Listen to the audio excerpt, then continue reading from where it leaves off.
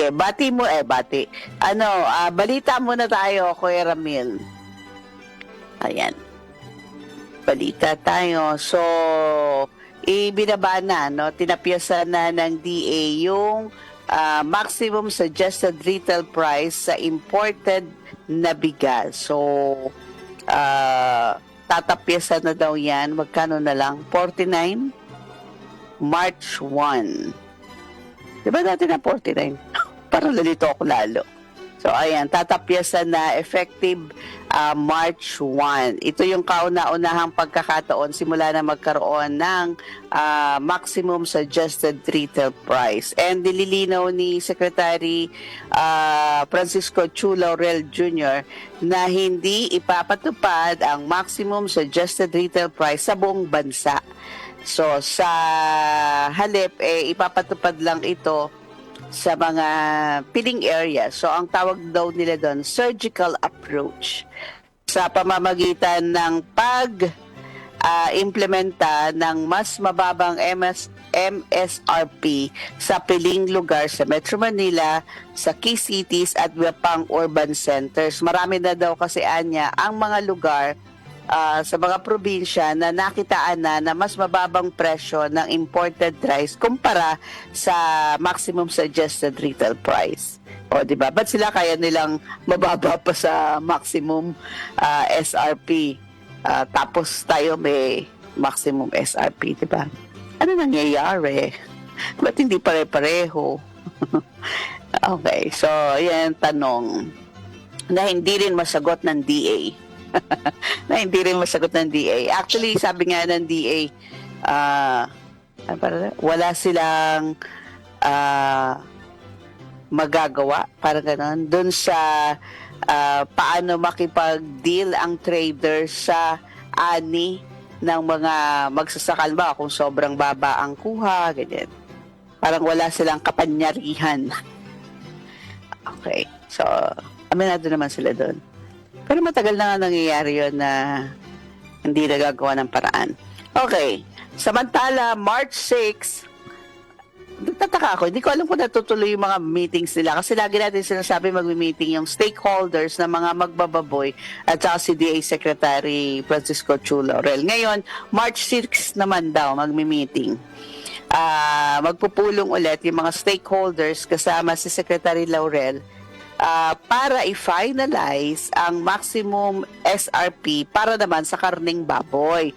Dahil patuloy nga na tumataas ang presyo nito. Wala pa kung magkano ang maximum suggested retail price. Pero ang target daw ipatupad dito March 10. Kasi nga magbi-meeting pa sila para alamin magkano ba talaga yung itataktang presyo.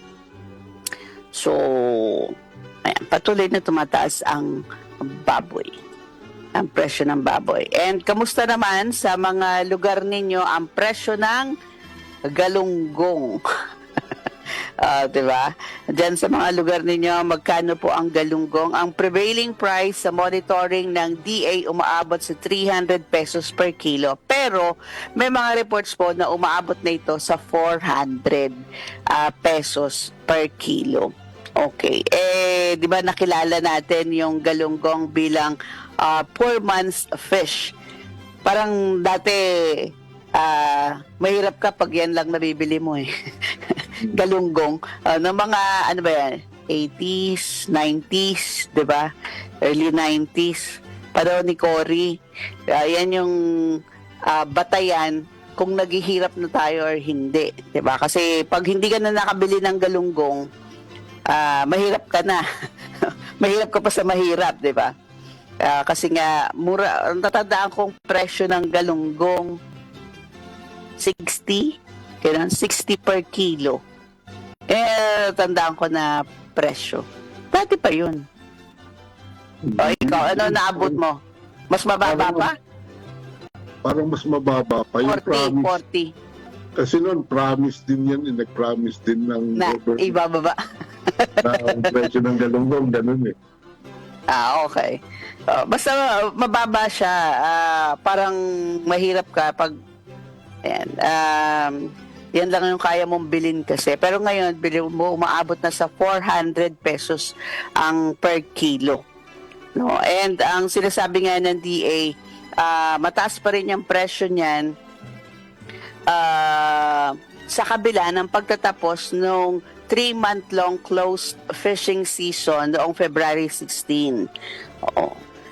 May mga commercial fishing vessel na rin ang bumalik sa operation dyan po sa Zamboanga Peninsula at sa Visayan Sea matapos yung fishing ban. So inaasahan na dahil po sa balik operation na ay bababa na ang retail prices ng isda, particular na po ang Gigi, no, galunggong at sardinas. Pero mukhang hindi pa po nang yayari. Kasi ayoko ng galunggong na malalaki. Oo, masarap naman talaga yung... Yung maliliit, no? Yung pagkain mo kasama ang tinik pag piniprito mo, di ba? Yan yung gusto ko na galunggong. Ayoko yung sobrang laki.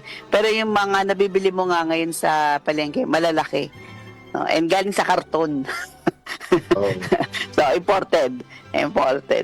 Or matagal ng stocks yun. So, yun. So, kayo, kamusta ang bili niyo ng galunggong? Nakakabili pa ba kayo ng galunggong? Okay. Kaya pala ako konti din ang tinda sa palengke. Okay. So, maliban dyan, ano pa ba? Ang DA, sinasabi yung imported red onions nasa merkado na daw po. Hindi bababa sa 500 metric tons ng imported red onions ang dumating na sa bansa at mabibili na sa mga local markets. Ayon po kay Secretary Laurel, yung mga pulang sibuyas na ibinibenta sa 90 pesos per kilo, particular na sa Mega Q-Mart, ay bahagi ng 3,000 metric tons imported onion na pinanintulutan po ng DA na angkatin. Bababa pa raw ito sa 80 to 100 pesos per kilo sa pagdating ng mga inangkat na sibuyas. Kasi 500 pa lang yun nakakarating. 3,000 po yan red onions. 3,000 metric tons ng red onions yung inangkat nila. And 1,000 metric tons ng puting sibuyas yung inangkat nila. So, paliwanag po ng DA, pinayagan yung importasyon ng sibuyas dahil kailangan na mapababa ang mataas na presyo nito sa merkado. Ito ay sa kabila ng pagtutol ng grupo ng mga magsasaka dahil ang pangamba nila bumaba naman ang gusto ang farm gate price kasabay ng harvest season. Which is medyo nadadami, parang hindi naabot ng mga magsasaka yung maximum, di ba? Yung potential na presyo ng kanilang sibuyas dahil nga meron silang kompetensya. Okay, pero mataas pa rin yung 200, namalengke ako kapon parang yung nabilang ko 200 pa yung yung per kilo. Pero kukonti yung kanyang tinda. Kasi nga daw mahal, kaya konti lang daw ang kinuha nila. Bagay, dito lang naman sa malapit na palengke, na parang talipa pa yung binilang ko. Okay. So, yan yung presyo ng sibuyas. Samantala yung kamatis naman, eto na. Hinihimok ng Department of Agriculture yung mga lokal na tomato farmers na makipag-ugnayan para sa direct market linkages sa gitna ng harvest season. Kasi nga, bagsak ang presyo. Yung farm gate price ng kamatis na paulat bumaba na sa 4 pesos per kilo hanggang 5 pesos per kilo sa ilang lugar. Sinabi ng ni DA spokesperson Assistant Secretary Ernel de Mesa na maaaring magbigay ang DA sa lokal na magsasaka ng market access sa makatwirang presyo ng pagbili. So maaari silang tulungan kung saan pwede i-market ang kanilang ani. Pwede sa malapit na palengke or sa kadiwa ng mga rehiyon. Maaaring humingi ng tulong ang mga magsasaka mula sa municipal agriculturists o sa DA regional field offices. And nananawagan naman ito sa mga mangangalakal na iwasan namang magsamantala. Maagrabyado ang mga lokal na magsasaka. Sa kabilang dako, binibigyan po ng diin ng Department of Agriculture ang pangangailangan para sa cold storage facilities para sa taguan, tugunan ang pabago-bagong farm gate at retail prices at ikonsiderang ito as seasonality ng agricultural commodities gaya po ng kamatis at sibuyas. Yung bang kamatis pwede itago na matagal? Hindi naman, di ba? Ipa-process mo. Para matago mo, di ba? Kailangan mo i-process. Okay, so, iyon. Ganyan naman tayo kapag tumataas, ewan ko, hindi ko alam kung kayo bang mga farmer, ganun ba talaga, Kuya Ramil? Pag tumaas presyo, taniman lahat ng kung ano yung tumaas ang presyo. Hindi kasi ganyan talaga ang nangyayari dito sa atin sa Pilipinas. Mm-hmm. Kasi walang koordinasyon eh. Walang nag-guide. Okay, tama na, madami na, gano'n. Okay. Kasi, yun nga, pag tambak yung ani, tambak naman talaga ang ani. Tapos ang problema pa, sa isang lugar lang. Halimbawa, dun sa ba maraming tinatanim ng kamatis? Sa amin, sa Quezon, marami rin. Oo. Diba? Sibuyas, Nueva Ecija, diba? Para mga ganyan. So kapag nag-ani, tas marami yung natanim nila kasi nga tumaas yung presyo, gusto nilang baka ngayon makachamba rin sila, diba? Dahil ang dami nilang nagtanim, ang daming ani, babagsak ngayon yung presyo. Lugi na. Kasi, ano nangyayari yan? Bawa, may nagtanim. Oh. Dati, bawa, nagsimula ang presyo ng 10 pesos per kilo. Ngayon, hindi magtatanim yung mga yan. Yung iba nagtuloy. Umabot ng mga 45 pesos sa kilo. Naku, balik yung mga tao. Balik ulit dun sa kagayahin yun. Pagsak ulit, 5 pesos per kilo na lang. Wala na talaga. Oo, ganun na nangyayari. Napapansin natin talagang proven na yan, di ba? Na ganyan talaga yung kalakaran. Kaya dapat hinay-hinay din. Hinay-hinay din sa pagtatanim. Kasi minsan talagang timing, di ba? Timing yung pag-aani na sa tamang presyo. Ano naman yun eh. Kaya natin yan kumbaga ilatag. Yung may sistema. Oo. Parang, kaso nga lang talagang yung mga farmer talaga, siyempre sila wala namang access sa market. Information, oo. Ano yan? Tanim lang talaga sila ng tanim. Ang niyan, dapat may counting coordination lang. Dapat yung mga MAU natin, yung municipal, diba? Dapat, yun ang nangunguna. Oo, yun nangunguna, diba?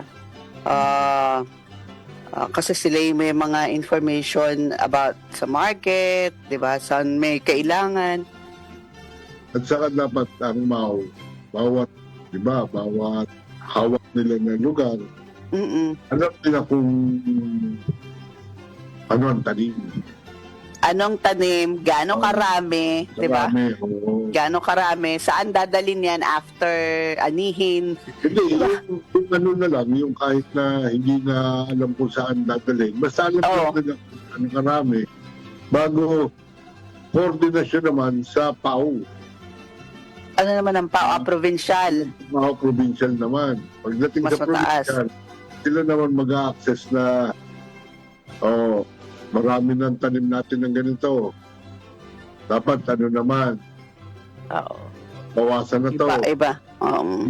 Ipahayag na ganito okay. ang marami.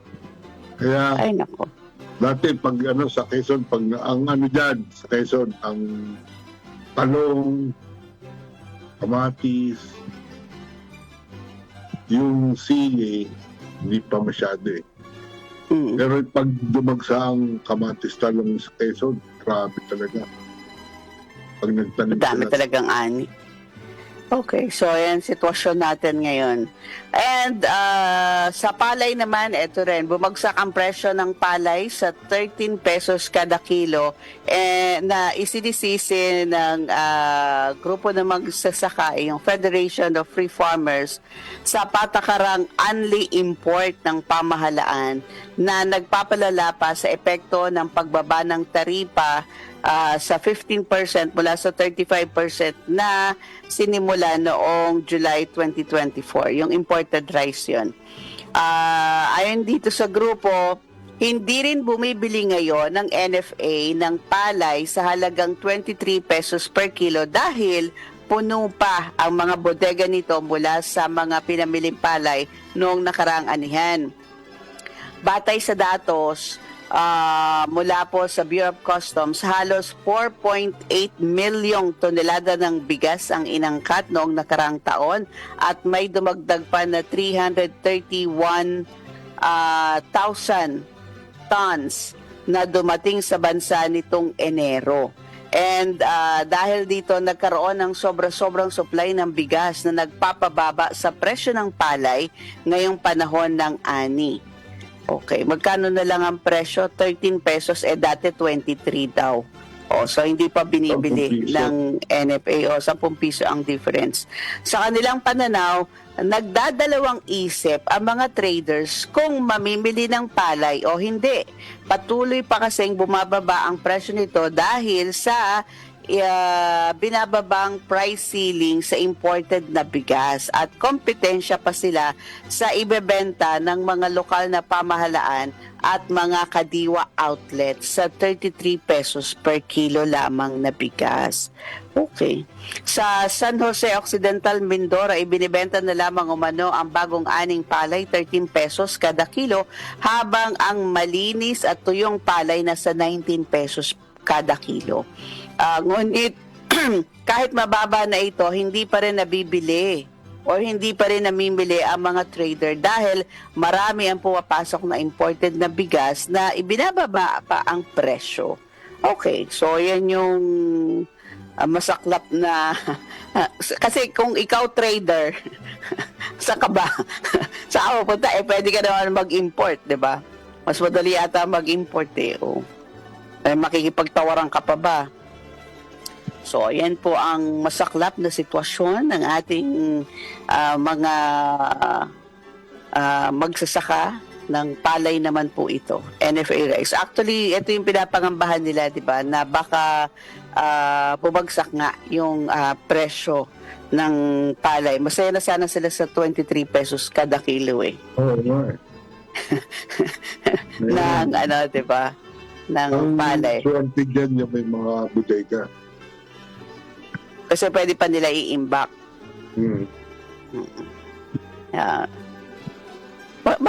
Bawa ikaw may ani ka, ipapa-imbak mo lang sa ibang bodega. Mahal.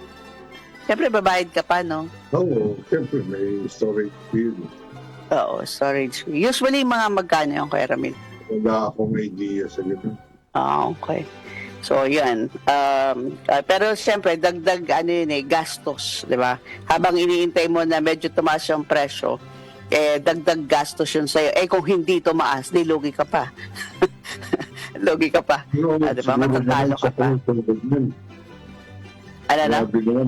Sa presyo 13 pesos, pag meron pang bumaba dyan, kawawa na pa. Oo, naman. Lalong hindi magtatanim kasi, yan ang problema Pag na-discourage, ano? So, ano nga biyahe ako. Meron ako nakikita mga dating rice field. Dinadump na lang, meron. Kumbaga, hindi na tinataniman, tinatambak na lang. Bago meron ako nakita, tinatanim na lang ng nyog. Nyog. Oo, gagawin. Sabi ko, ang katabi nila mga mga palay. Siyempre, walang magagawa. Yung may-ari kasi. Kung yun ang gusto niya itanim, bakit ba? Pero, kumbaga, kaya pabawas tayo ng pabawas ng ng taniman, area ng taniman. Okay. So, sad talaga, no? Parang, meron nga akong, group ng, parang community sa Messenger, mga gumagamit ng organic agriculture, no? And doon parang may pa-survey sila. Ano daw yung top 5 reason bakit marami pa rin ang mga magsasaka na nananatiling kapos sa kanilang pinansyal na kalagayan. So, yung top 5 reason daw. Bakit? Kumbaga, kapos pa rin yung mga magsasaka natin. Kumbaga, parang, di ba, ba't sa ibang bansa, pag sinabing magsasaka, nagtatanim ka, mayamang ka, kakotse ka. Dito, laging kapos. Di ba? Laging kulang sa pinansyal na kalagayan yung ating mga magsasaka. Pag-isip ka.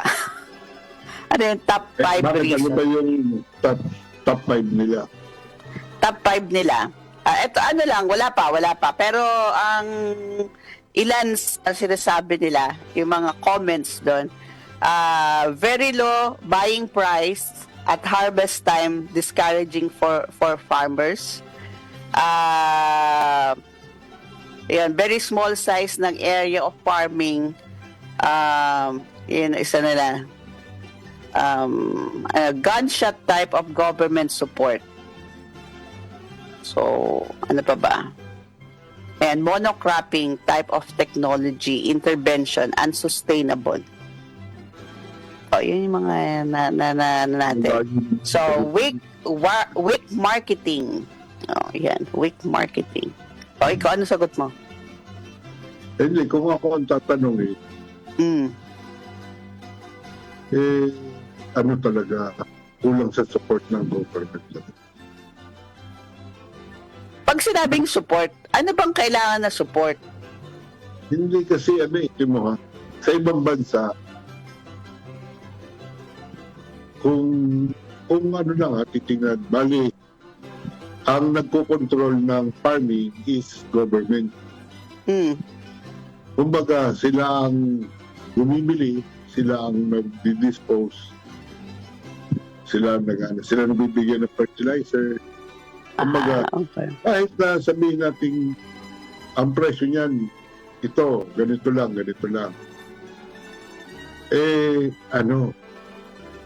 Kita na yung magsasaka doon.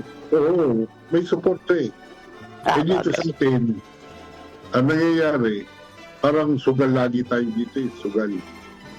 Parang, kumbaga, sige, mag-invest ako dyan. Baka tumaas ang presyo. Ngayon, bagsak. Oo. Yung mga nagsugal, hindi na uulit. Kumbaga para bang hindi walang direksyon. Oo. Parang ang nangyari, encourage na, pumasok tayo sa agriculture kasi mag-invest tayo. Pero pag natalo ka kasi, di ba, pag natalo ka, parang ikaw na rin yung aayaw. Kaya tuloy, imbis na maka-encourage tayo, wala nang tumutuloy. Wala nang tumutuloy. And mahirap naman talaga, no? Lalo na dito sa atin, yung agriculture natin, mahirap. Sabi nga, kailangan malalim yung bulsa ng magsasaka kung mag-i-invest ka into farming kasi hindi pa kumbaga, for 1, 2, 3 years, hindi ka pa naman kikita, di ba, Kuya Ramil, pag nag-farming ka? Depende sa tanim. Papasukin mo. Kung okay. ilang ka, madali ang ikot ng pera. Pero pag orchard, matagal. Matagal talaga. Anong nangyayari ngayon? Mapa-orchard, mapa-gulay. Yung gulayan, pag ikaw naka-jackpot, maaaring tumuloy-tuloy ka. Pero pag yung naggulay ka at una pa lang talo na. hindi ka na kumita, hindi ka uulit eh. Hindi ka talaga uulit. Ang mga umuulit lang yung kumita sa una. Siyempre, bago sabi nila, hindi sila kumita sa susunod. Hindi, bakit ko? Nung una, kumita ako Kumita ako eh. Babalik ako dito. Okay. Kahit pa paano. Yung mga farm naman, magtanim na lang tayo ng pansarili. Okay. Yung lang, kumbaga, wala nang pakialam sa, Kung magpo-full blast na pagtatanim sila yung, kung kaya, hindi susupply. dumadaan Okay. supply natin. Okay. So, yan po.